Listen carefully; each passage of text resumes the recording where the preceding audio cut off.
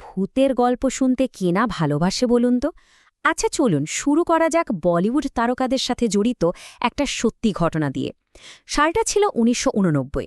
বিনোদ খান্না, আমজাদ খান আর ডিম্পল কাপাডিয়া লেকিন বলে একটা সিনেমার শুটিং করছিলেন।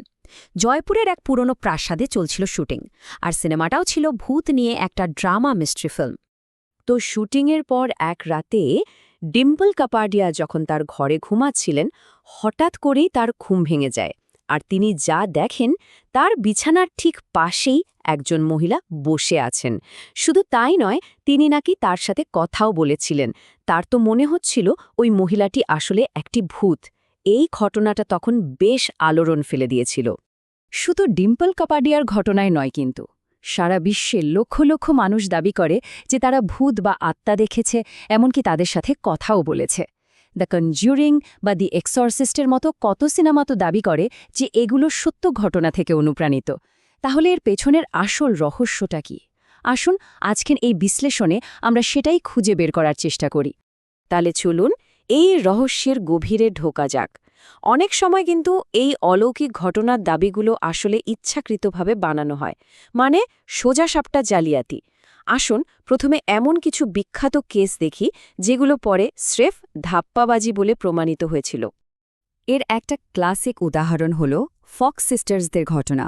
১৯ শতকে আমেরিকার এই ৩ বোন দাবি করত যে তারা আত্মার সাথে কথা বলতে পারে।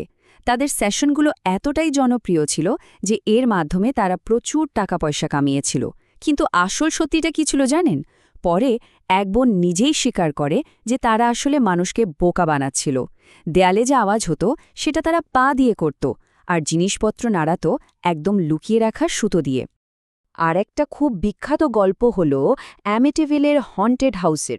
সেখানে এক খুনি দাবি করে যে বাড়ির ভৌতিক কণ্ঠস্বরের আদেশে সে তার পুরো পরিবারকে খুন করেছে। এরপর যে নতুন পরিবারটা ওই বাড়িতে আসে, তারাও নানা রকম অলৌকিক ঘটনার কথা বলে। কিন্তু আসল সত্যিটা কি ছিল? আসলে খুনিটার শাস্তি থেকে বাঁচার জন্য এই ভূতের গল্প ফেঁদেছিল। আর পরের পরিবারটা, তারা তো বই আর সিনেমার লোভনীয় ডিলের জন্য পুরো গল্পটাই বানিয়েছিল। কিন্তু সব ঘটনাই তো আর ইচ্ছে করে বানানো জালিয়াতি হতে পারে না, তাই না? এমন অনেক ঘটনাও তো আছে যেখানে মানুষ সত্যি সত্যি বিশ্বাস করে যে তারা অলৌকিক কিছুর সাক্ষী হয়েছে। চলুন এবার সেই দিকটা একটু খতিয়ে দেখা যাক। ধরুন ২০১৭ সালের হরর ফিল্ম ভেরোনিকার কথা। সিনেমাটার কিন্তু দাবি যে এটা একটা বাস্তব ঘটনা থেকে অনুপ্রাণিত। এই based on a true story ট্যাগলাইনটা দেখলেই তো মনে হয় এর মধ্যে নিশ্চয়ই কিছু সত্যি আছে। কিন্তু এখানেই আসল মজাটা। সিনেমার গল্প আর আসল ঘটনার মধ্যে যে কি বিশাল ফারাক। যেমন ধরুন, সিনেমায় দেখানো হয় মেয়েটা ৩ দিনের মধ্যে মারা যায়, কিন্তু বাস্তবে এস্তেফানিয়া নামের মেয়েটি খিঁচুনির কারণে কয়েক মাস পরে মারা যায়। আরও জানা যায় মেয়েটির হয়তো কোনো মানসিক রোগ ছিল যা ধরা পড়েনি, এবং তার মাও মানসিক অস্থিরতায় ভুগছিলেন। মানে অনুপ্রাণিত শব্দটা কতটা ঘুরিয়ে পেঁচিয়ে ব্যবহার করা যায়, ভাবা যায়। এখন মনে প্রশ্ন আসতেই পারে যে একটা গোটা পরিবার মিলে কিভাবে একই রকম অলৌকিক অভিজ্ঞতা পেতে পারে। এর একটা মনস্তাত্ত্বিক ব্যাখ্যা কিন্তু আছে, আর সেটা হলো শেয়ার্ড সাইকটিক ডিসঅর্ডার।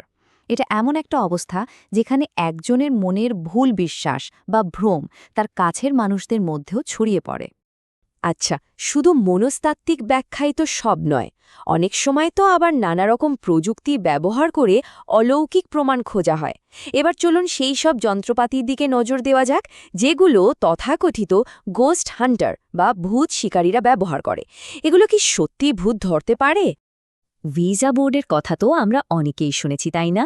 বহু সিনেমাতে এটাকে দেখানো হয় আত্মার সাথে কথা বলার একটা মাধ্যম হিসাবে, যেখানে অক্ষর, সংখ্যা আর হ্যাঁ বা না লেখা থাকে। অনেকে বিশ্বাস করেন যে আত্মারাই উইজা বোর্ডের পয়েন্টারটাকে এদিক ওদিক নাড়ায়, কিন্তু এর পেছনে একটা সলিড বৈজ্ঞানিক ব্যাখ্যা আছে। এর নাম হলো আইডিওমোটো এফেক্ট। ব্যাপারটা হলো, এটা এমন একটা মনস্তাত্ত্বিক অবস্থা যেখানে আমাদের শরীর আমাদের অজান্তেই নড়াচড়া করে। মানে মস্তিষ্ক সিগন্যাল পাঠায়, কিন্তু আমরা নিজেরাও টের পাই না যে আমরাই ওটা নাড়াচ্ছি। এই এফেক্টটা কিন্তু খুব সহজে পরীক্ষাও করা যায়। ভাবুন একটা হালকা জিনিস, ধরুন একটা আংটি, আপনি সুতো দিয়ে ঝুলিয়ে দিলেন। এবার হাত একদম স্থির রেখে শুধু মনে মনে ভাবুন যে ওটা ঘড়ির কাঁটার দিকে ঘুরবে। দেখবেন কিছুক্ষণ পর ওটা সত্যি সত্যি সেদিকে ঘুরতে শুরু করেছে। এটা কোনো জাদু নয়, পুরোটাই আমাদের মস্তিষ্কের পাঠানো অবচেতন সংকেতের খেলা। এর সবচেয়ে বড় প্রমাণ কি জানেন? ব্লাইন্ডফোল্ড টেস্ট। যখন উইজা বোর্ড ব্যবহারকারীর চোখ বেঁধে দেওয়া হয়, তখন পয়েন্টারটা আর কোনো অর্থপূর্ণ শব্দ বা উত্তরে যেতেই পারে না। কেন? কারণ তখন তো সে অক্ষরগুলোই দেখতে পাচ্ছে না। যদি সত্যি কোনো আত্মা ওটা নাড়াতো, তাহলে চোখ খোলা বা বন্ধ থাকায় তো কিছু এসে যেত না, তাই না? উইজা বোর্ড তো গেল, এছাড়া ভূত শিকারীরা আরও অনেক আধুনিক যন্ত্রপাতি ব্যবহার করে, যেমন infrared camera, EMF meter, motion sensor, অনেক কিছু। চলুন দেখি এগুলোর পেছনের বিজ্ঞানটা আসলে কি। ইনফ্রারেড ক্যামেরা আসলে তাপ শনাক্ত করে, কোনো আত্মা বা স্পিরিট নয়।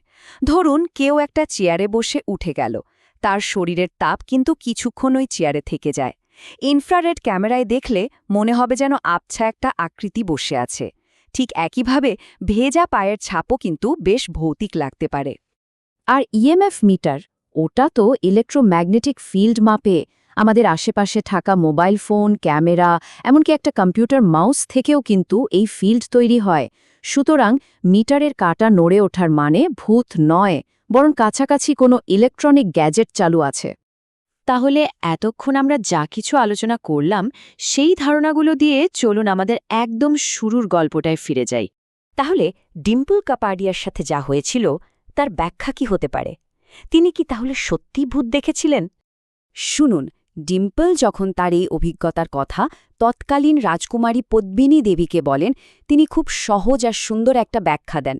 তিনি বলেন, দেখো, তুমি তো সারাদিন একটা ভূতের চরিত্রে অভিনয় করছো, তাই তোমার মনে ওই চিন্তাটাই ঘুরপাক খাচ্ছে।